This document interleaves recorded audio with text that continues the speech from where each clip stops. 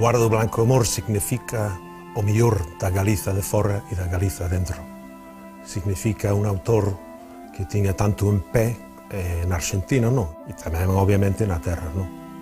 Blanco Amor deu-nos a novela máis importante da estirpe literaria galega, justamente no entre máis dramático, cando xerou no 59, a Asmorga. Nesta novela, Blanco Amor fala-nos da paixón da periferia, dentro de outra periferia, dos marxinados, da necesidade de defendernos contra calquera represión imposta, a necesidade de buscar un sentimento na vida, E, sobre todo, creo que para min a gran verdade da novela consiste en manternos unidos nos tempos máis difíciles.